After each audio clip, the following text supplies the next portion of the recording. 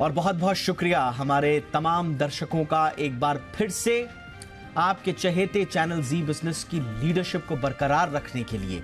सभी हिंदी हो अंग्रेजी हो, हर तरह के बिजनेस चैनल्स में करीब 54% मार्केट शेयर के साथ एक तरफा आप कह सकते हैं इसे टॉप पर कायम है जी बिजनेस।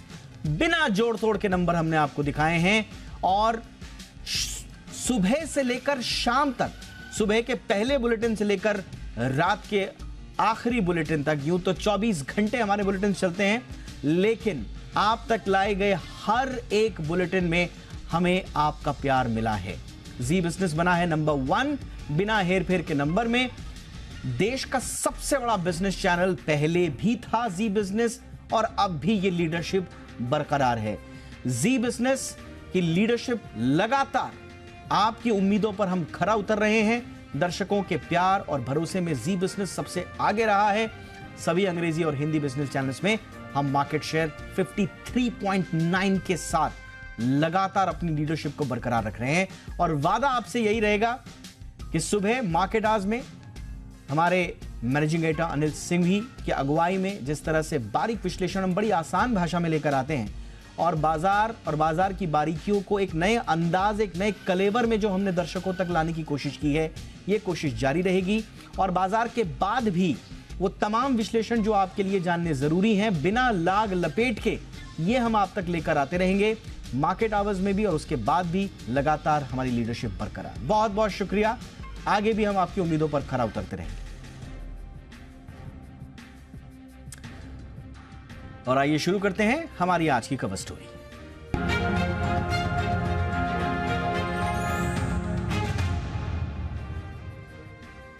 तो डीप फेक के खिलाफ सरकार अब एक्शन मोड में है। आज सोशल मीडिया कंपनियों के साथ बैठक कर मंत्री अश्विनी वैष्णव ने साफ किया कि सरकार कानून बनाने की तैयारी अब कर रही है। सरकार के मुताबिक जल्द ही डीप फेक वीडियो को होस्ट करने वाले प्लेटफॉर्म्स की जिम्मेदारी तय होगी। उनके लिए कानून और सजा का प्रावधान भी होगा। इसी मुद्दे का आज हम विश्लेषण करेंगे, जानेंगे किस तरह के कानून की जरूरत है और ये कितनी जल्दी अब आ जाना चाहिए। रिपोर्ट देखिए, मामला समझिए। खास मेहमान आज भी हमारे साथ।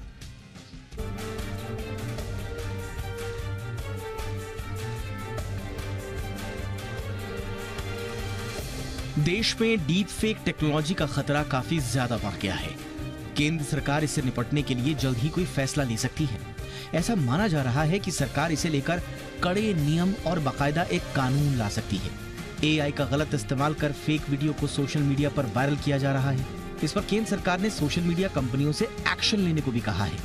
डीप फेक के बढ़ते खतरे को देखते हुए केंद्रीय संचार एवं सूचना प्रौद्योगिकी मंत्री अश्विनी वैष्णव ने सोशल मीडिया प्लेटफॉर्म्स के साथ एक बैठक भी की और जल्द ही इससे निपटने के लिए सख्त नियम बनाने की बात कही। एक नए रेगुलेशन की जरूरत है और इस पे त्वरित भाव से कार्रवाई शुरू होगी। आगामी कुछ ही हफ्तों में रेगुलेशन की ड्राफ्टिंग को कंप्लीट करने का प्रयास किया जाएगा, जिससे कि एक बहुत ही हेल्दी वे में जल्दी से जल्दी सोसाइटी को, सोशल इंस्टीट्यूशंस को बचाने के लिए जो काम करना है वो किया जा सके। मंत्री अश्विनी वैष्णव ने कहा कि डीप फेक लोकतंत्र के लिए नया खतरा बनकर उभरे हैं और सरकार रेगुलेशन लाने पर विचार कर रही है। उन्होंने कहा कि डीप फेक से निपटने के लिए सरकार के पास जल्द ही नए नियम होंगे। उन्होंने कहा कि सोशल मीडिया प्लेटफॉर्म्स इस बात पर सहमत हुए कि डीप फेक का पता लगाने, उसे रोकने के लिए एक स्पष्ट कार्रवाई की जरूरत है। अश्विनी वैष्णव ने यह भी कहा कि वो तुरंत विनियमन का मसौदा तैयार करना शुरू कर देंगे और कुछ ही समय में हमारे पास डीप फेक से निपटने के लिए नए नियम होंगे। ये मौजूदा ढांचे में संशोधन करके या फिर नए नियम या नया कानून लाकर भी किया जाएगा। अश्विनी वैष्णव ने कहा कि डीप फेक को लेकर अगली बैठक दिसंबर के पहले सप्ताह में होगी। आज किए गए फैसलों पर उसमें आगे चर्चा होगी। मसौदे में क्या शामिल किया जाना चाहिए, इस पर भी बाकायदा चर्चा होगी। डीप फेक का डरावना सच ये है कि इसमें आर्टिफिशियल इंटेलिजेंस का इस्तेमाल करके किसी भी मीडिया फाइल की नकली कॉपी बनाई जा सकती है और ऐसा करके किसी को भी नुकसान पहुंचाया जा सकता है या छवि धूमिल की जा सकती है।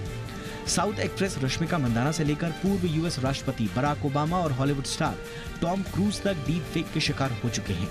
बड़ी बड़ी हस्तियां इस पर चिंता जाहिर कर चुकी हैं। यही नहीं, पीएम मोदी खुद भी डीप फेक का शिकार हो चुके हैं और उन्होंने बाकायदा इसका जिक्र किया भी। उन्होंने इसे समाज और व्यक्तियों के लिए खतरा बताया। अब देखना होगा कि आने वाले दिनों में डीप फेक पर क्या नियम बनेंगे और इससे कैसे निपटा जाएगा। Bureau report, Zee media. बहुत ही खास मेहमान इस वक्त मेरे साथ आज की चर्चा में जुड़ रहे हैं। विराग गुप्ता जाने माने एडवोकेट हैं, फिलहाल सुप्रीम कोर्ट में। बहुत बहुत स्वागत है विराग जी आपका। हमारे साथ संजय कौशिक साहब हैं, जाने माने साइबर सिक्योरिटी एक्सपर्ट हैं। संजय जी आपका भी बहुत बहुत स्वागत है। विराग जी, जब पहली मर्तबा आप तक ये खबर पहुंची होगी कि सरकार ने सोशल मीडिया कंपनीज को बुलाया है और डीप फेक पर बातचीत हो रही है, क्या विचार आया मन में सर आपके? कुछ उम्मीद जगी या लगा कि रस्म अदायगी ही होगी इस बार भी? देखिए, उम्मीद तो होनी ही चाहिए और अगर कुछ नहीं हो पाता है तो रस्म अदायगी मानी जाएगी। और जब सरकार सोशल मीडिया कंपनियों से बात करती है तो उसमें दो बातें हैं। पहला, जो सरकार मसौदा लाएगी वो एक अलग बात है, लेकिन सोशल मीडिया कंपनियों से बातचीत में जिन 4 मुद्दों पर डिस्कस होना चाहिए वो जब तक नहीं होगा तब तक मुझे नहीं लगता है कि इस मर्ज का उपचार होगा। पहली बात कि सोशल मीडिया कंपनियां आपत्तिजनक कंटेंट को कितने समय सीमा के भीतर हटाएं, इसके बारे में स्पष्टता नहीं है। कभी कहा जाता है 24 घंटे, कभी कहा जाता है 36 घंटे, कभी 72 घंटे, कभी 1 महीने। और अगर ये समय सीमा सुनिश्चित हो भी जाए तो कोर्ट के आदेश की मांग की जाती है, पुलिस के FIR की मांग की जाती है, तो यह प्रोविजन सिर्फ कागजों में है, समय सीमा। दूसरी बात कि जो सोशल मीडिया कंपनियां हैं उनके किन लोगों से बात हुई, क्योंकि भारत के जो लोग हैं वो अपने आप को मार्केटिंग टीम का हिस्सा बोलते हैं। पुलिस को, दिल्ली पुलिस को, CBI को या अदालतों को जब आवश्यकता होती है तो उन्हें अमेरिका स्थित कंपनियों के पास नोटिस भेजना पड़ता है। तो अगर भारत स्थित कंपनियों के लोग जिम्मेदार ही नहीं है तो उनके साथ मीटिंग क्यों हो रही है? क्योंकि जो जिम्मेदारी ले उसके साथ मीटिंग होनी चाहिए। ये दूसरी बात है। तीसरी बात कि डीप फेक एक गलत बात है, एक अपराध है। वर्तमान कानूनी सिस्टम के तहत जब आर्टिफिशियल इंटेलिजेंस से डीप फेक को बनाया जा सकता है तो ये कंपनियां बड़े पैमाने पर आर्टिफिशियल इंटेलिजेंस का इस्तेमाल कर रही हैं। तो ये आर्टिफिशियल इंटेलिजेंस का इस्तेमाल करके और डीप फेक के मर्ज को क्यों नहीं खत्म करती हैं? इनको किसी आदेश की आवश्यकता नहीं है, क्योंकि मासिक रिपोर्ट के अनुसार मेटा हो, गूगल हो, ये सारे करोड़ों आपत्तिजनक कंटेंट को हटाते हैं। तीसरी बात है। चौथी सबसे ज़रूरी बात है कि ट्विटर के समय में और अभी चाइल्ड जब जो सेक्स एब्यूज़ के मामलों के समय में सरकार ने कहा था कि हम इन कंपनियों के जो लीगल प्रोटेक्शन है, जिसको सेफ हार्बर कहते हैं, उसको हम ख़त्म कर देंगे। तो वो सेफ हार्बर जो कंपनियां नहीं कर रही हैं उनके खात्मे के लिए कैसे और कब कार्रवाई शुरू होगी, क्योंकि भारत में अभी तक ऐसी कोई कार्रवाई हुई नहीं है। तो मुझे लग रहा है इन चारों चीज़ों के बारे में सोशल मीडिया कंपनियों से ठोस बातचीत होनी चाहिए। बिल्कुल। संजय जी, बहुत अच्छा एग्जाम्पल विराग जी ने दिया कि भाई जब AI ही आपका प्रॉब्लमैटिक है तो फिर सॉल्यूशन AI से क्यों नहीं आ सकता? हमने ChatGPT के मामले में देखा। ChatGPT के मामले में ऐसा आया कि भाई कंटेंट का एक क्राइसिस आ जाएगा, हर कोई ChatGPT का इस्तेमाल करके कंटेंट जनरेट करता रहेगा, अनलिमिटेड हो जाएगा, जॉब चली जाएंगी, कंटेंट की क्वालिटी नहीं रह पाएगी, तमाम तरह की चीजें। फिर अचानक से हफ्ते 10 दिन में ही ये सॉल्यूशन निकल के आया कि ऐसे AI टूल बन गए हैं जो ये बताएंगे कि ये ChatGPT से लिखा हुआ है या नहीं लिखा हुआ है, तो वो सॉल्यूशन आ गया। AI की एक प्रॉब्लम का सॉल्यूशन दूसरा AI ले आया। डीप फेक के मामले में ये क्यों नहीं हो रहा है सर? टेक जो है हमेशा ही डबल एज सॉर्ड है। आप कोई भी चीज लेंगे उसका पॉजिटिव भी है, नेगेटिव भी है। ऐसा नहीं है कि हम डीप फेक को टेक के थ्रू हम आइडेंटिफाई नहीं कर सकते या हम उसको टेक डाउन नहीं कर सकते। हम टेक्निकल भाषा में बोलते हैं जो भी कंटेंट आप अपलोड करते हैं सोशल मीडिया पे, अगर वो अप्रोप्रिएट नहीं है किसी भी कारण से, चाहे वो लीगल वे से या किसी और कारण से, उसको टेक डाउन किया जा सकता है। वर्ल्ड की बहुत बड़ी बड़ी कंपनियां हैं, हमारी भी एक कंपनी है जिससे हम करते हैं, लेकिन ये टेक्नोलॉजी ऑलरेडी अवेलेबल है कि आप उसको टेक्नोलॉजी के द्वारा आप उसको टेक डाउन कर सकते हैं। क्या टेक डाउन करने से पहले ऐसी टेक्नोलॉजी अवेलेबल है जो कि ये बता सके कि ये डीप फेक है या ये जेन्युइन है? ऐसी टेक्नोलॉजी अवेलेबल है। फॉरेंसिक्स, फोटोग्राफ के, वीडियो के फॉरेंसिक्स अवेलेबल है। तो ये सब कुछ ऑलरेडी अवेलेबल है।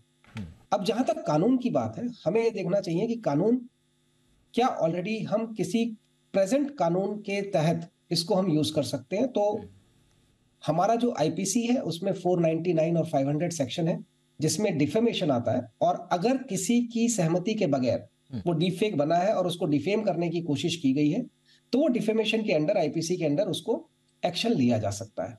तो एक कानून ऑलरेडी है। अभी हमारा आईटी एक्ट, जो कि हमारा डीपीडीपी एक्ट अभी आया है, जो कि डाटा प्राइवेसी का है, जिसमें इंडिविजुअल की प्राइवेसी के ऊपर बहुत कुछ है, वो भी अभी आया है, उसके भी मॉडल रूल्स बन रहे हैं। तो हमारे पास लॉज की कमी नहीं है, लॉज हमारे पास ऑलरेडी है।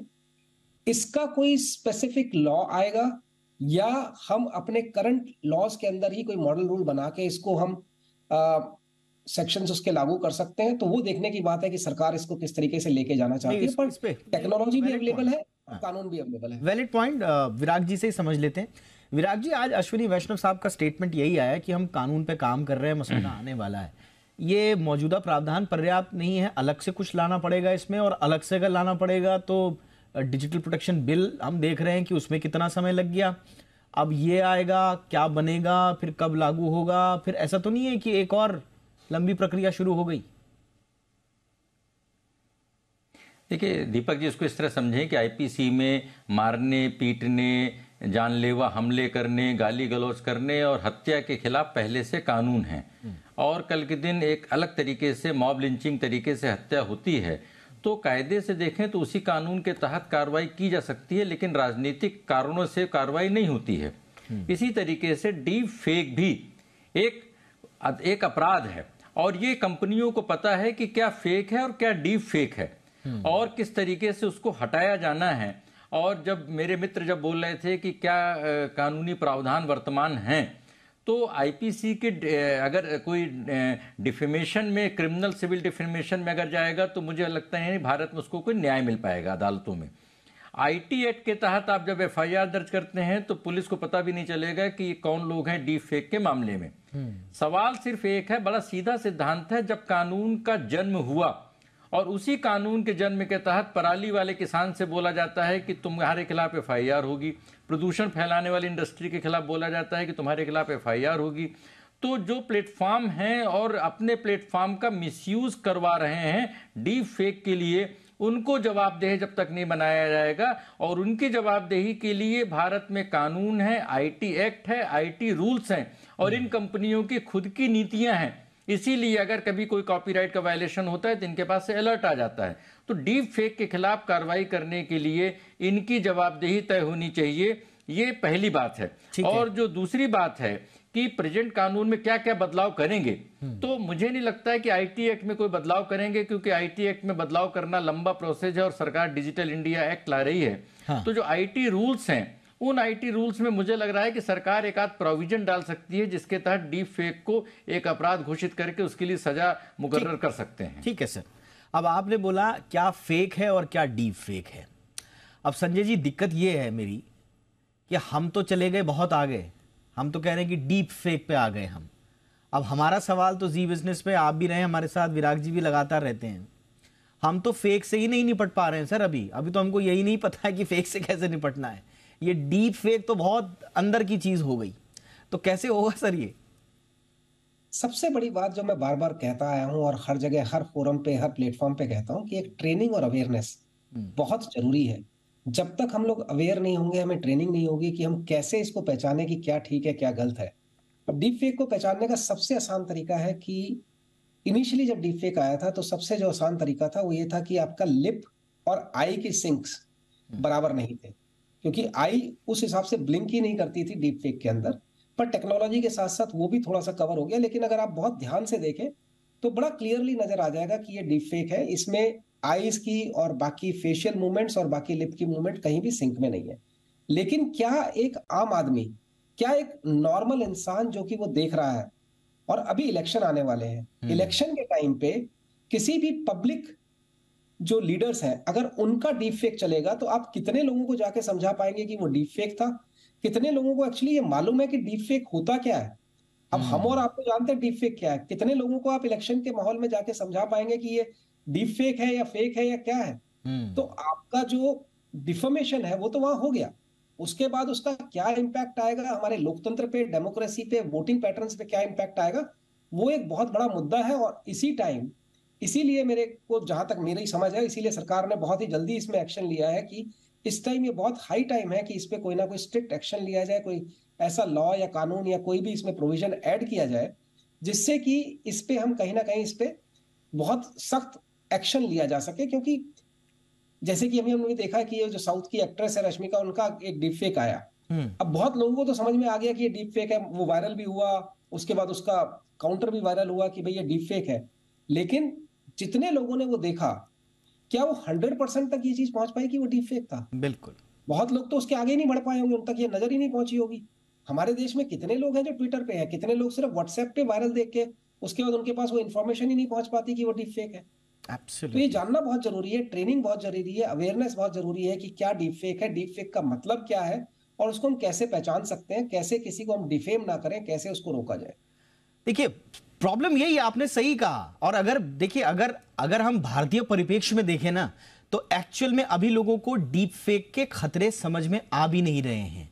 वो इसलिए नहीं आ रहे हैं कि इनको लग रहा है कि डीप फेक का मतलब यह है कि कोई आदमी बड़ा, अब प्रधानमंत्री नरेंद्र मोदी खुद ने उन्होंने जिक्र किया, अब प्रधानमंत्री नरेंद्र मोदी गरबा करते हुए नजर आ रहे हैं, तो लोगों ने सोच लिया कि भाई ये मजाकिया अंदाज में है और थोड़ा बहुत हल्के फुल्के अंदाज में मोदी जी को डांस करते हुए दिखा दिया, तो लोग इसे एंटरटेनमेंट के रूप में ले रहे हैं। रश्मिका मंदाना का पहला ऐसा केस था जिसमें लोगों को थोड़ा सा डर लगा कि कितना ज्यादा आगे बढ़ा इसमें जा सकता है। विराग जी, प्रॉब्लम यह है कि हमारे सामने यूएस जैसा देश है जहां के इलेक्शंस प्रभावित हो चुके हैं, कम से कम ये मुद्दा उछला वहां पर। हमारे सामने रशिया और यूक्रेन का इशू है जहां पर जेलेंस्की जो है अपने सोल्जर्स को कहते हैं कि आप हथियार डाल दीजिए और उसका बड़ा इंपैक्ट होता है। टर्की, मतलब आप दुनिया का कोई भी देश उठा लीजिए, जबरदस्त तरीके से बहस हो रही है। हम अभी भी डीप फेक को लेकर थोड़ा मजाकी अंदाज में हल्का फुल्का इसी में अटके हुए हैं, रियल थ्रेट नहीं समझ पा रहे अभी भी हम। देखिए दीपक जी, अभी 2023 है और 2012 में जब दिल्ली हाई कोर्ट में इस विषय पर हम बहस कर रहे थे और उस समय हमने उदाहरण दिया था कि किस तरीके से फेक न्यूज से बड़े पैमाने पर भारत में दंगे हो रहे हैं, बड़े पैमाने पर विस्थापन हो रहा है। एक अफवाह उठती है और उसके बाद फिर बहुत बड़े लेवल पे लोगों को माइग्रेट होना पड़ता है। तो अभी हम जो बातें कर रहे हैं बड़ी एकेडमिक बातें हैं कि किसी एक फिल्म स्टार का कोई डीप फेक आया और उसमें पूरा सिस्टम हिल गया। लेकिन जब देश की सुरक्षा, चुनाव और शांति व्यवस्था से जुड़ी बातें आएंगी तो बियॉन्ड कंट्रोल रहेगा। अभी हमारे मित्र ने जो 2-3 बातें बोली, मैं उनका मुद्दे वाइज जवाब देता हूं। जब अवेयरनेस की बात करते हैं तो मैं नहीं समझता हूं कि डीप फेक पे अवेयरनेस का कोई बहुत ज्यादा फर्क है। अगर आप दिल्ली में प्रदूषण कितना है और अवेयर हैं कि कितना प्रदूषण है, तो उससे क्या प्रदूषण कम हो जाएगा? क्योंकि जो सामने वाले का नुकसान होना है, जो वायरल हो रहा है, वो तो होना ही है। आप उसको एक बार देख करके आप दोबारा नहीं देखेंगे, लेकिन अवेयर होने के लिए भी तो देखना जरूरी है। इसलिए उसके सोर्स पर अटैक करना पड़ेगा, ये एक पहली बात है। दूसरी बात कि जब सरकार बोल रही है कि हम कानून लाएंगे, तो ये बोला जा रहा है कि कुछ हफ्तों में ड्राफ्ट लाएंगे। ड्राफ्ट लाने के बाद उसमें चिंतन होगा, उसमें मंथन होगा, सारी चीजें होंगी। कब फाइनल होगा? हमारे सामने उदाहरण है कि डेटा प्रोटेक्शन कानून पारित होने के बावजूद अभी तक उसके नियम लागू नहीं हुए हैं। तो मुख्य दिक्कत है कानून लागू करने की, मुख्य दिक्कत है रेगुलेटर नहीं होने की, क्योंकि हर चीज मंत्रालय में नहीं जा सकती है। और तीसरी सबसे बड़ी बात है कि इसके लिए फैक्ट चेक यूनिट है, पीआईबी है, राज्य सरकारों में फैक्ट चेक यूनिट है। अगर इन सारों को जवाबदेह बना दिया जाए, टोल फ्री नंबर मिले, लोग उसमें अपनी शिकायत दर्ज कराएं और समयबद्ध तरीके से उन शिकायतों पर सोशल मीडिया कंपनियां कार्रवाई करें, तो एक ऐसा माहौल पड़ा चलेगा कि हाँ, डीप फेक के खिलाफ हमारी मुहिम सचमुच सही और प्रभावी है। बिल्कुल। लेकिन एक चीज जो मुझे बार बार परेशान करती है वो ये कि हम जा किसके पास रहे? हम सोशल मीडिया कंपनीज के पास जा रहे हैं। अब संजय जी ये बताइए, सोशल मीडिया कंपनीज के पास मैं डीप फेक तो नहीं कहता, बट एटलीस्ट फेक की कैटेगरी में आने लायक खुद के उनके प्लगइन्स हैं जो सहूलियत के तौर पर लोगों को देते हैं, जो एक फीचर के तौर पर देते हैं। एक बड़ा ही नामी गिरामी सोशल मीडिया ऐप है, जेनजी बड़ा इस्तेमाल करते हैं, उसमें तरह तरह के फेसेस हैं। उन फेसेस को आप लगाइए, उसमें किसी की भी फोटो डाल दीजिए, मम्मी पापा दोस्त भाई बहन, मोदी जी, राहुल गांधी, किसी की फोटो भी लगा दीजिए और सामने से जो है बोलना शुरू कर दीजिए। और इसको वो इस तरह से प्रचारित करते हैं कि देखिए साहब क्या कमाल का फीचर है, आप हमारे ऐप को इस्तेमाल कीजिए। तो जो सोशल मीडिया कंपनियां फीचर की तरह इसको इस्तेमाल कर रही हैं, उनसे आप क्या अपेक्षा करें? और इलेक्शंस की बात आई, मध्य प्रदेश में कमलनाथ का और शिवराज सिंह चौहान का डीप फेक वीडियो सब जगह है, क्या कार्रवाई हुई? तो खतरे हैं, दिख रहे हैं, साक्षात हैं, लेकिन कार्रवाई थोड़ी ढीली, क्या करेंगे सर? एक और खतरा, जो बहुत बड़ा जो खतरा है, जो अभी हम लोग नहीं देख पा रहे हैं, वो खतरा है आपकी बैंकिंग ट्रांजैक्शंस को लेके। अभी हम डीप फेक सिर्फ वीडियो की बात कर रहे हैं, डीप फेक में ऑडियो भी है। ऑडियो में जब आप अपने ही किसी सीएफओ को, अपनी बड़ी कंपनी का कोई सीईओ अपने सीएफओ को जब ऑर्डर देगा कि इतने पैसे इस अकाउंट में ट्रांसफर कर दो और मैं बाकी डिटेल बाद में दूंगा, जो कि हम लोग पहले देख चुके हैं कि ईमेल फिशिंग के थ्रू होता रहा है, वो अब डीप फेक ऑडियो से भी हो सकता है। और अगर आप डीप फेक ऑडियो की जगह अगर वो वीडियो बना दें, और जब तक वो सीएफओ समझेगा नहीं, आप सीएफओ को छोड़ दीजिए और हम पर्सनल उसमें आ जाते हैं। कोई बेटा अपने फादर को बोलता है कि मेरे को इतने पैसे इस अकाउंट में डाल दो, मैं किसी मुसीबत में हूं, और जब तक वो फादर समझ पाएंगे कि ये डीप फेक है या कोई और है, तब तक तो पैसा जा चुका होगा कहीं और। तो एक ये फाइनेंशियल खतरा भी बहुत बड़ा है इसका। ये सिर्फ एक डिफेमेशन या बाकी उस चीज के लिए नहीं है, इसमें बहुत बड़ा, आपने सही बोला सर, बहुत ज्यादा है। आपने सही बोला सर। हमारी संवाददाता ने भी एक रिपोर्ट हमें भेजी थी, जिसमें बड़े बड़े जो इन्फ्लुएंसर्स हैं, फाइनेंशियल इन्फ्लुएंसर्स हैं, उनके डीप फेक वीडियोस बनाकर इन्वेस्टमेंट किस तरह का करना है और कहां करना है, इसके भी डीप फेक वीडियोस चल रहे हैं। उस पर भी हम लोग काम कर रहे हैं, उस पर भी हम कुछ करेंगे। और ये जो आपने बताया ना, ये 1-on-1 जो पर्सन टू पर्सन जो डीप फेक का है, उसमें तो अभी आए नहीं लोग, क्योंकि कब क्या घपला हो जा रहा है, ये तो बड़ी बड़ी बातें हैं, सेलिब्रिटी से जुड़ी हुई हैं तो पब्लिक डोमेन में आ जाती है, लेकिन 1-on-1 क्या हो रहा है डीप फेक को लेकर, इसके बारे में तो अभी तक बात गई नहीं। बहरहाल मुद्दा बड़ा गंभीर है, गहरा है। सरकार कुछ काम तो कर रही है, लेकिन अगर सरकार ठोस कानून इस पर ना लेकर आए और ठोस जवाबदेही ना सुनिश्चित करे, तो नाकाफी रहेगा मामला। उम्मीद हमें बहुत है। शुरुआत हमने विराग जी से बातचीत करते हुए उम्मीद से की थी, अंत भी उम्मीद से ही करते हैं। बहुत बहुत धन्यवाद विराग जी, आपने वक्त निकाला। संजय जी, आपने भी हमारे लिए वक्त निकाला, thank you so much. Uttarkashi की सिलक्यारा सुरंग में फंसी जिंदगी पर जीत की जंग अंजाम तक पहुंचने वाली है। ड्रिलिंग के जरिए आखिरी 12 मीटर तक पाइप डालने की कोशिशें जारी हैं।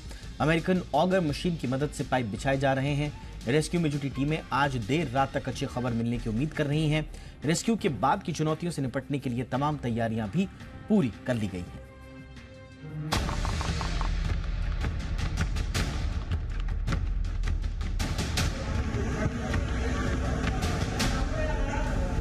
सिलक्यारा टनल से किसी भी वक्त शुभ समाचार आ सकता है। विदेश के एक्सपर्ट्स की टीम रेस्क्यू ऑपरेशन में डटी है।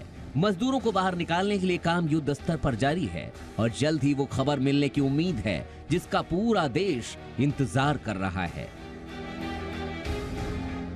12 से 14 घंटे मुझे वहां तक पहुंचने में लगेंगे। पिछले 12 दिनों से रेस्क्यू ऑपरेशन चल रहा है। मजदूरों को जल्द से जल्द बाहर निकाला जाए, इसके लिए तमाम कोशिशें की जा रही हैं। ऑगर मशीन से ड्रिलिंग की जा रही है, जिसमें कई बार अलग अलग तरह की दिक्कतों का सामना भी करना पड़ रहा है। हालांकि अब सब कुछ सामान्य होने की उम्मीद जताई जा रही है। इसके बाद सुबह दिल्ली और रुड़की से अलग अलग एक्सपर्ट्स पहुंचे, जिन्होंने ड्रिलिंग मशीन में आई खराबी को दूर किया। जो पहले इसकी छत बनी हुई थी, उसमें आयरन रॉड्स लगी रहती हैं उसको रीइंफोर्स करने के लिए। तो जब कोलैप्स हुआ तो आयरन रॉड्स इस मशीन के रास्ते में आ गई थी। रेस्क्यू ऑपरेशन में अब अगर किसी भी तरह की अड़चन नहीं आई तो देर रात तक श्रमिकों के बाहर निकाले जाने की पूरी उम्मीद है। मुख्यमंत्री पुष्कर सिंह धामी और केंद्रीय मंत्री वीके सिंह ने आज सुबह मौके पर पहुंचकर राहत बचाव कार्य की जानकारी दी। हमारा प्रयास है और सारे विशेषज्ञ इसमें लगे हुए हैं, पूरे मनोयोग से काम कर रहे हैं, पूरी मेहनत से कर रहे हैं। रात दिन रेस्क्यू चल रहा है। रेस्क्यू बहुत चुनौती वाला है, इसीलिए जल्दबाजी में किसी तरह का जोखिम उठाया नहीं जा रहा। सवाल 41 परिवारों का भी है, लिहाजा हर कदम फूंक फूंक कर रखा जा रहा है। मजदूरों को बाहर निकालने के बाद उन्हें बेहतर इलाज मिले, इसके लिए भी पूरा इंतजाम है। कोशिशें जारी हैं और कामयाबी मिलने की पूरी उम्मीद है। टनल के अंदर जो भी मुश्किलें सामने आ रही हैं, उनसे निपटने के लिए एक्सपर्ट्स की टीम 24 घंटे लगातार काम कर रही है। मजदूरों को सुरक्षित निकालने के लिए पूरी प्लानिंग के साथ काम किया जा रहा है।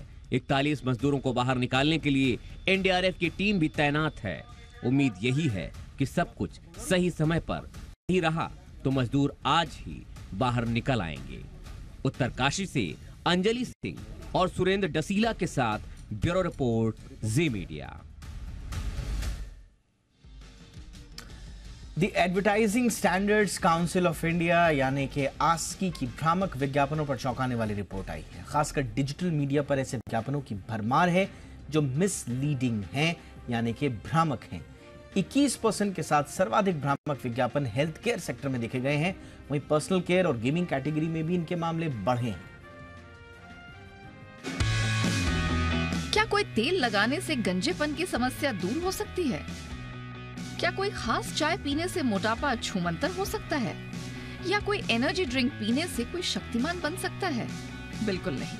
लेकिन भ्रामक विज्ञापनों की दुनिया में कुछ ऐसा ही दिखाया जाता है। दरअसल ऐसे गुमराह करने वाले विज्ञापनों की दुनिया का आकार दिनों दिन बढ़ता जा रहा है। वैसे तो किसी भी प्रोडक्ट की बिक्री में उसके आकर्षक विज्ञापनों की अहम भूमिका होती है, लेकिन जब ये विज्ञापन झूठ की बुनियाद पर बनाए गए हों तो इसके खतरे भी बढ़ जाते हैं। खासकर उन भ्रामक विज्ञापनों के ज्यादा खतरे होते हैं जिसका सीधा संबंध हमारे सेहत, खानपान या हमारे पर्सनल केयर से जुड़ा हुआ हो। ऐसे में advertising Standards Council of India यानी कि आस्की ने अप्रैल से सितंबर के बीच इन विज्ञापनों की स्क्रूटनी की। आस्की को इस दौरान भ्रामक विज्ञापनों से जुड़ी हजारों शिकायतें मिली। आस्की ने पाया कि झूठे और भ्रामक विज्ञापन में 80% का सोर्स अकेले डिजिटल यानी ऑनलाइन मीडिया था, जबकि प्रिंट में भ्रामक विज्ञापनों की हिस्सेदारी 17% और टीवी में 3% की रही। जिन विज्ञापनों ने अपने भ्रामक और झूठे दावों के जरिए कंज्यूमर्स को लुभाने की कोशिश की, उनमें 21% के साथ सर्वाधिक तादाद हेल्थ केयर सेक्टर से जुड़ी हुई थी। इसके बाद 18% गुमराह करने वाले विज्ञापनों के साथ पर्सनल केयर और क्लासिकल एजुकेशन का नंबर रहा। झूठे विज्ञापनों की दुनिया में गेमिंग सेक्टर की हिस्सेदारी 15% पाई गई, जबकि फूड एंड बेवरेजेस में यह आंकड़ा 11% का पाया गया। इसके बाद 6% के साथ फैशन एंड लाइफस्टाइल के क्षेत्र में भ्रामक विज्ञापन देखे गए। वहीं 2% के साथ सबसे कम बरगलाने वाले विज्ञापन एडटेक और रियलिटी सेक्टर में रहे। आस्की के मुताबिक भ्रामक विज्ञापनों की फहरिस्त में 16% ऐसे विज्ञापन देखने को मिले जिनमें उनके उत्पाद के इस्तेमाल से मैजिकल रेमेडीज यानी कि चमत्कारिक राहत मिलने की बात कही गई, जो कि आस्की की गाइडलाइन के खिलाफ है। ऑनलाइन विज्ञापनों की बयार में गुमराह करने वाले विज्ञापनों की बढ़ रही पैठ घातक साबित हो रही है। ऐसे में इन झूठे, भ्रामक और गुमराह करने वाले विज्ञापनों पर नकेल कसने के लिए इन पर सख्ती जरूरी है। आस्की की सख्ती के साथ साथ ऐसे विज्ञापनों पर तत्काल कार्रवाई की जरूरत है ताकि कारोबार की आड़ में किसी की सेहत और भावनाओं के साथ कोई खिलवाड़ ना कर सके। Bureau report, Zee media.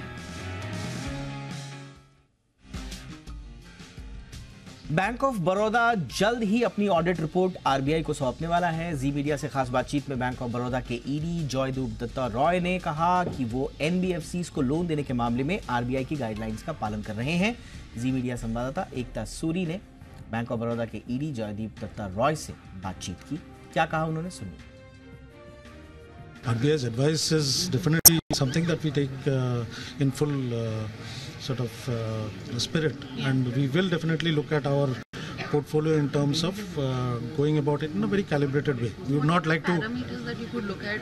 We would not like to go about in a very aggressive manner or in a manner which is not what is in tandem with the normal growth rates. So we would grow which is orchestrated, normal, which is not something which is very high or something. Weekly expiry के दिन बाजार में उतार चढ़ाव वाला trading session देखने को मिला। कारोबार के आखिर में सेंसेक्स 5 अंक गिरकर 66,000 के पार बंद होने में कामयाब रहा। वहीं निफ्टी 9 अंक गिरकर 19,800 के पार बंद हुआ। निफ्टी बैंक में खरीदारी वाला मूड माहौल देखने को मिला। निफ्टी बैंक 127 अंक चढ़कर 43,577 के लेवल पर बंद हुआ। कुशल गुप्ता बताएंगे आज दिन भर का एक्शन। जी, तो निफ्टी की वीकली एक्सपायरी के दिन बाजारों में आज हमें देखने को मिला स्टॉक स्पेसिफिक एक्शन, और जिस तरह से यहाँ पर कुछ एक चुनिंदा स्टॉक्स का चाहे निफ्टी के भी हों और काफ़ी सारे ऑटोमोटिव स्पेस के जो स्टॉक्स हैं वहाँ पर शानदार मूव आपको देखने को मिला। एंड ऑफ कोर्स कुछ गिरावट के भी स्टॉक्स इसमें बनते हुए नजर आए थे। निफ्टी तो ऑलमोस्ट फ्लैट सा वहाँ पर रुझान रहा। बैंक निफ्टी में थोड़ी तेजी बनती हुई दिखी करीबन 150 अंकों की, और जिस तरह से यहाँ पर निफ्टी में जो चुनिंदा काउंटर्स है वहाँ पर खासकर जो ऑटो ओईएम्स है और टू व्हीलर स्पेस की जो कंपनियां हैं वहां से काफी दमदार प्रदर्शन आज के दिन में बना, जिसमें हीरो मोटोकॉर्प, बजाज ऑटो आप ले लीजिए 3-3.5% से लेकर 4.5% के गेंस हीरो मोटोकॉर्प ने दिखाए थे। साथ ही बीपीसीएल, आइशर मोटर्स जैसे स्टॉक्स पर भी अच्छा खासा तेजी का रुझान रहा। ऑफकोर्स जेपी मॉर्गन की रिपोर्ट टू व्हीलर स्पेस पर आती हुई दिखी, उसकी वजह से भी मोमेंटम बना। गिरावट यहां पर सिप्ला में देखने को मिली। यूएसएफडीए से जो पीतमपुरा यूनिट के लिए इनको वार्निंग लेटर मिला था, उसकी जो इंप्लीकेशंस है वो अब सामने आती हुई दिख रही है और 8% तक की भारी गिरावट इंट्राडे लेवल पर सिप्ला में भी बनी। साथ ही UltraTech cement, LTI, Mindtree, SBI life जैसे स्टॉक्स पर भी दबाव था। कुछ स्टॉक्स फोकस में रहे थे। इनफैक्ट शुगर स्पेस आप देखिए तो यहाँ पर काफी सारे ऐसे स्टॉक्स थे जहां पर 4-5% तक की भी अच्छी तेजी थी, पर अवध शुगर में तो 12.5% तक की शानदार तेजी आपको आज के दिन में बनती हुई नजर आई। हमारी एक्सक्लूसिव खबर आईएक्स, यहां पर भी अच्छी खासी तेजी का रुझान दिन के दौरान बनता हुआ दिखा था। 3% के इंट्राडे गेन्स हमारी खबर के बाद यहां पर आपको देखने को मिले थे। सप्ला एंड तिलक नगर इंडस्ट्रीज यहां पर ब्लॉक डील के बाद थोड़े से दबाव में रहा। 5-6% तक की इंट्राडे गिरावट यहां पर भी आती हुई नजर आई। टॉप गेनर्स के पर्सपेक्टिव से मान infra, Nahar spinning, DCM Shriram industries double digit gains आज के सत्र में बनते हुए दिख रहे थे और गिरावट ट्यूब इन्वेस्टमेंट्स, रेटगेन ट्रैवल टेक्नोलॉजीज जैसे स्टॉक्स पर 8 से 9% तक का दबाव रहा। शुक्रिया कुशल। आईएक्स से जुड़ी एक बड़ी और एक्सक्लूसिव खबर समझते हैं जी बिजनेस की एग्जीक्यूटिव एडिटर स्वाति खंडेलवाल से। स्वाति, बताएं क्या है खबर? आईएक्स के लिए एक बड़ी राहत यहां आते हुए, क्योंकि सूत्र हमें बता रहे हैं, जब आप याद करें जून में मिनिस्ट्री ऑफ पावर ने एक एडवाइजरी काइंड ऑफ इशू की थी, एक लेटर दिया था जहां उन्होंने कहा था कि मार्केट कपलिंग को सीआरसी देखे और समझे अगर हम as a country market coupling की तरफ आगे बढ़े तो उस पर जो है स्टेक होल्डर्स के कमेंट्स आ चुके हैं। और मैं आपको बता दूं कि 122 स्टेक होल्डर्स ने यहाँ पार्टिसिपेट किया। जो सीआरसी ने एक ओपिनियन लेने की कोशिश की स्टेक होल्डर्स से, तो 122 स्टेक होल्डर्स की ओपिनियन आई है और अगर हम उसको कोलेट करते हैं तो 70% से ज़्यादा, इनफैक्ट टू बी स्पेसिफिक 72% लोगों ने इसको अपोज किया है। मार्केट कपलिंग नहीं सही है इस वक्त हमारे मार्केट के लिए। तो आईएक्स के लिए ये बहुत बड़ी और पॉजिटिव खबर यहाँ आते हुए नजर आ रही है। मैं आपको बताना चाहूंगी कुछ इंपॉर्टेंट ऑब्जर्वेशंस जो इस स्टडी से निकल के आए हैं, जहाँ स्टेक होल्डर्स ने अपने व्यूज़ दिए हैं। व्यूज़ में सबसे पहले कहा गया है कि ये इससे कुछ भी गेन या हासिल नहीं होगा for the market at large, और इनफैक्ट इससे कॉम्प्लिकेशंस बढ़ जाएंगी और कॉस्ट ऑफ ट्रांजैक्शन एक्चुअली बढ़ जाएगा, जो कि कंज्यूमर्स को पास ऑन करना पड़ेगा। Again that will defeat the purpose of this. तो ये पहला और बड़ा एक पॉइंट निकला है इन सभी स्टेक होल्डर्स की ओपिनियन से। दूसरी बात, बड़े बड़े एकेडमिशियंस यहाँ पर इनका पार्टिसिपेशन रहा है। IIM Ahmedabad, IIT Kanpur, Florence School of Regulations, Imperial College London, इन सब का ये कहना है कि यहाँ पर एक कंसर्न, सीरियस कंसर्न है on the design aspects of market coupling, और वहाँ पर सजेशंस दिए हैं कि उस पर थोड़ा और काम किया जाए। स्टेक होल्डर्स ने कहा कि 5% ही है फिलहाल, अगर इंडियन मार्केट को देखें, टोटल जनरेशन जो कि हम ट्रांजैक्शंस इस माध्यम से करते हैं, बट मैच्योर्ड या डेवलप्ड कंट्रीज में 30 से 70% है। तो इस वक्त क्या जरूरत होनी चाहिए कि लिक्विडिटी को बढ़ाया जाए और नए प्रोडक्ट्स मंगाए जाएं टू प्रमोट रिन्यूएबल इंटीग्रेशन। की कंसर्न रहा कि ये इनोवेशन को किल कर देगा, कंपटीशन को स्टाइफल करेगा, ये बात भी कही गई। और ये भी कहा कि इससे रेगुलेटरी अनसर्टेनिटी होगी और जो कि कॉन्फिडेंस शैटर करेगी of investors in this space. तो हर मायने पे यहाँ पर ज़्यादा या मेजॉरिटी स्टेक होल्डर्स का कहना है कि ये चीज़ इस वक्त लागू नहीं करनी चाहिए भारतीय मार्केट में, जिसका एक बड़ा ओवरहैंग आईएक्स पे से हटा। डीमैट खातों की संख्या 2 साल में दोगुनी हो गई है और ये 10 करोड़ के पार निकल गए हैं। पूरा ट्रेंड समझाने के लिए मेरे साथ हैं वरुण। देखिए, सीडीएसएल ने फिर एक नया मुकाम हासिल कर लिया है और इस बार जो किया है सीडीएसएल ने वो है 10 करोड़ डीमैट अकाउंट्स का कहीं ना कहीं एक जो टारगेट है वो यहाँ पे सीडीएसएल ने पूरा कर लिया है और इससे ज़्यादा डीमैट अकाउंट जो है अब वो सीडीएसएल के प्लेटफॉर्म पे है। इनफैक्ट अगर आप देखेंगे तो 2015 में हमारे मार्केट्स में या फिर सीडीएसएल में अगर आप देखेंगे तो केवल 1 करोड़ के आसपास के डीमैट अकाउंट्स थे। उसके बाद 1 करोड़ से 2 करोड़ पहुंचने में करीब 4 साल के आसपास का वक्त लग गया, क्योंकि 2020 के जनवरी में 2 करोड़ का जो आंकड़ा है वो छुआ। उसके बाद हमने देखा कि कोविड आया और उसके बाद जिस तरह से लगातार मार्केट में पार्टिसिपेशन बढ़ते जा रहा है, तेज़ी से नंबर ऑफ अकाउंट्स जो है वो बढ़ते गए। जुलाई 2023 में करीब 9 करोड़ डीमैट अकाउंट्स थे और अब नवंबर में यानी कि करीब 119 दिन में 9 से 10 करोड़ का आंकड़ा जो है वो यहाँ पे CDSL ने छुआ है।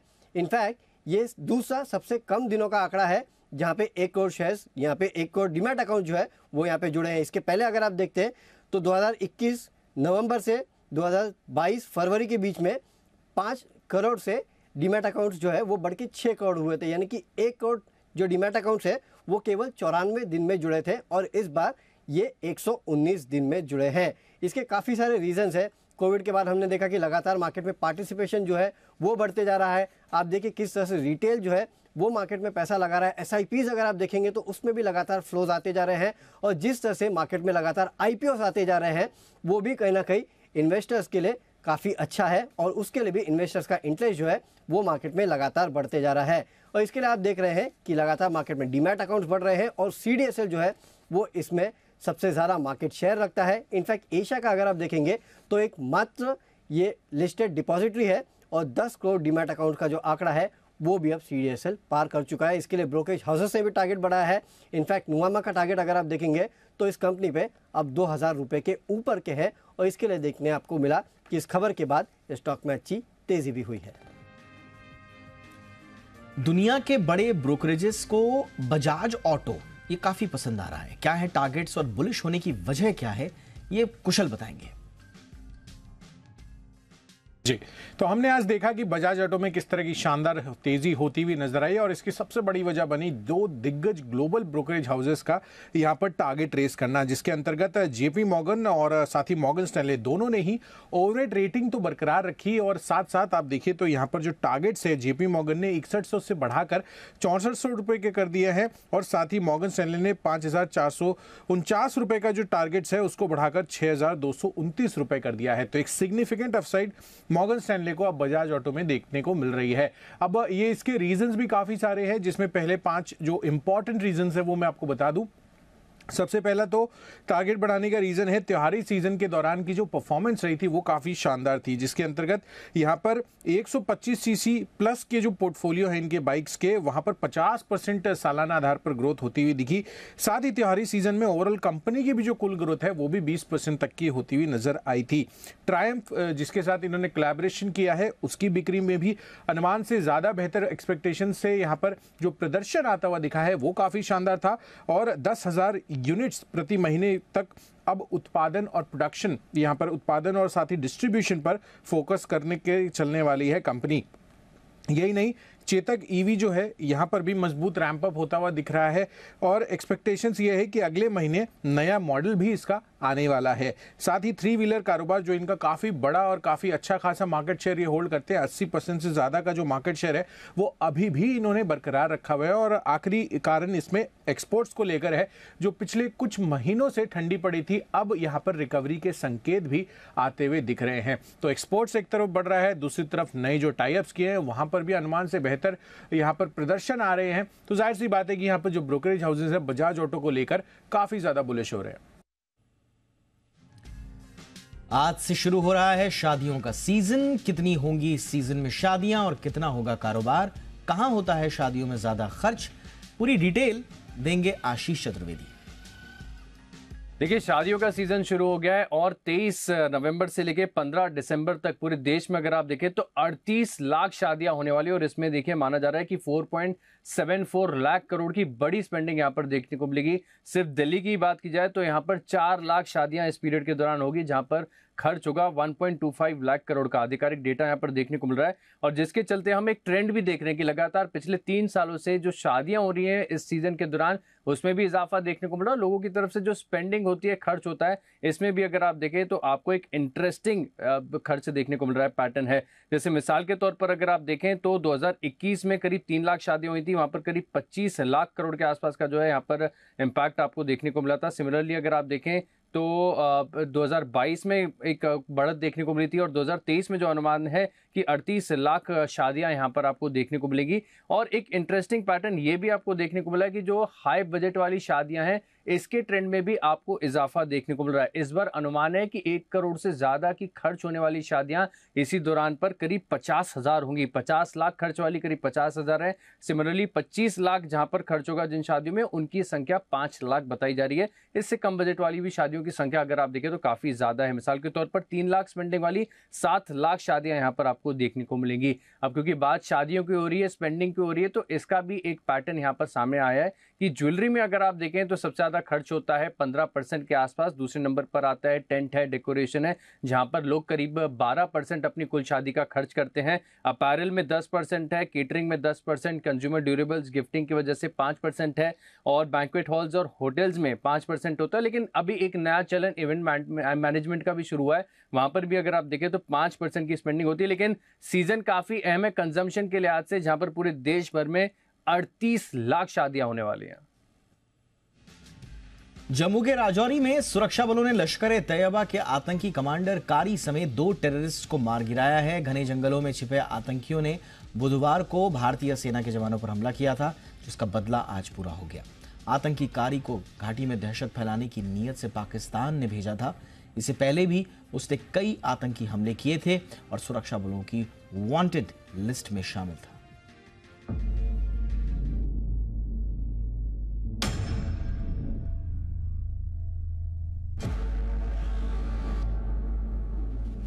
राजौरी में आतंक फैला रहे लश्कर-ए-तैयबा के कमांडर कारी को सुरक्षा बलों ने मार गिराया। बुधवार से शुरू हुई मुठभेड़ के दौरान जवानों ने आतंकियों को घेर लिया और मौका मिलते ही कारी समेत 2 आतंकियों को ढेर कर दिया। बुधवार को धर्मसाल के बाजीमाल इलाके में आतंकियों को छिपे होने की जानकारी मिलने पर सेना और जम्मू कश्मीर पुलिस ने बुधवार को सर्च ऑपरेशन शुरू किया था। इसी दौरान जंगल में छिपे आतंकियों ने उन पर फायरिंग शुरू कर दी, जिसमें सेना के 2 कैप्टन समेत 2 जवान शहीद हुए थे, जबकि आज भी एक जवान की शहादत हुई। आतंकियों के इस कायराना हमले का जाबाज जवानों ने मुंह तोड़ जवाब दिया और घने जंगलों में छुपे आतंकियों का सफाया किया। हमारे जो ये जाबाज सिपाही है हमेशा ढाल बनकर आगे रहे हैं। अगर ये आतंकी इन्हीं जंगलों में महदूद हैं या फिर इन्हीं जंगलों से ऑपरेट करने पर मजबूर हैं, उसका सबसे बड़ा कारण ये है कि हमारे जाबाज सिपाहियों ने उन्हें यहीं पर रोका हुआ है। शहरी इलाकों में अगर वो पहुंचते हैं तो बड़े आतंकी हमले कर सकते हैं। आतंकियों के खिलाफ सुरक्षा बलों ने पूरी मुस्तैदी से ऑपरेशन चलाया। तलाशी के दौरान भारी मात्रा में गोला बारूद भी बरामद किया गया। कारी के सफाई के साथ ही पाकिस्तान में बैठे उसके आकाओं को भी साफ संदेश दिया गया है कि आतंकी घाटी में माहौल बिगाड़ने की कितनी भी कोशिश कर लें, सुरक्षा बल उसे हर हाल में नाकाम कर देंगे। पिछले 1 साल से इस आतंकी की तलाश सुरक्षा बलों को थी और कोशिश यही की जा रही थी कि जल्द से जल्द इसे ढेर किया जा सके। पर उसी कोशिश में सुरक्षा बलों को कामयाबी कल शुरू हुए ऑपरेशन में मिली और बाजीमल में जो एक बड़ी कामयाबी मिली है, कहीं ना कहीं जरूर सुरक्षा बलों के लिए भी और आम जनता के लिए भी एक राहत जरूर है कि यहाँ पर जो लगातार आतंकी छुपा हुआ था, यहाँ पर जो आतंक फैलाने की कोशिशें कर रहा था पाकिस्तान का स्पॉन्सर्ड टेररिस्ट, उसे यहाँ पर ढेर कर दिया गया और उम्मीद है कि अभी ये कई सारे और आतंकी जो हैं उन्हें जानने की जो राह है वो हमारे सुरक्षा बल पहुंचाएंगे। वीडियो जर्नलिस्ट मानी के साथ अजतपुर आज़ी मीडिया, बाजीमल, राजौरी। खबर गाजा से। युद्ध के 47वें दिन इजराइल ने दुनिया के सामने हमास के टेरर नेटवर्क को बेनकाब कर दिया। इजराइल ने एक के बाद एक ऐसे सबूत पेश किए जिसे देखकर पूरी दुनिया हैरान है। अब तक हमास की सुरंगों के मकड़जाल के बारे में आपने सुना जरूर होगा, लेकिन इजराइल ने हमास के उस ढाल पर धावा बोल दिया जिसकी आड़ में हमास इजराइल पर छिप छिप कर वार कर रहा था।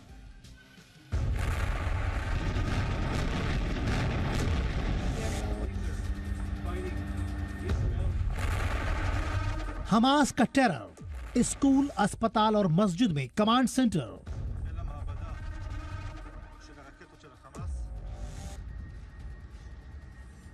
स्कूल के नीचे हमास के टेरर सेंटर पर बारूदी धमाका।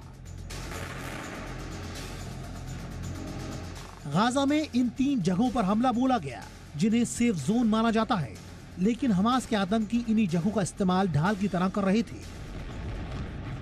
इजराइल के प्रधानमंत्री बेंजामिन नेतन्याहू ने भी एक बार फिर साफ किया कि युद्ध जारी है, यानी अगर कुछ दिनों का युद्ध विराम हुआ भी तो उसके बाद फिर से जंग शुरू होगी और तब तक चलेगी जब तक हमास का सफाया नहीं होता।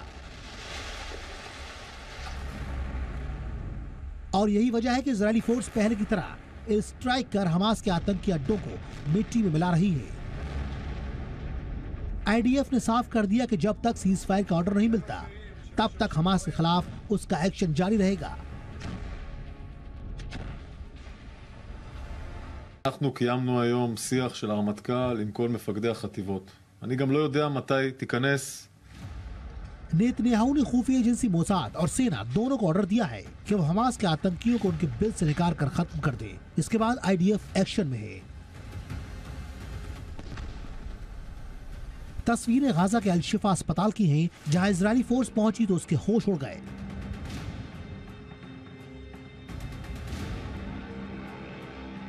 आईडीएफ के कमांडो टनल के भीतर आगे बढ़ते गए और उन्हें जो दिखा वो हैरान करने वाला था।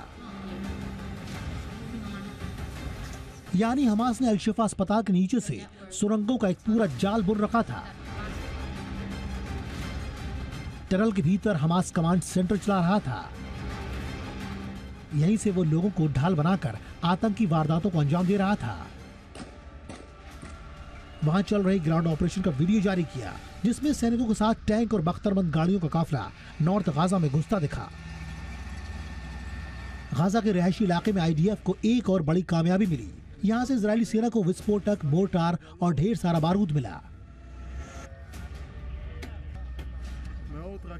एक ओर यहाँ सीज फायर की पहल की जा रही है तो दूसरी ओर गाजा में हमास पर हमले और तेज हो गए। इजरायली मीडिया के मुताबिक सीज फायर की प्रक्रिया कल तक के लिए चल गई है। Bureau report, Zee media.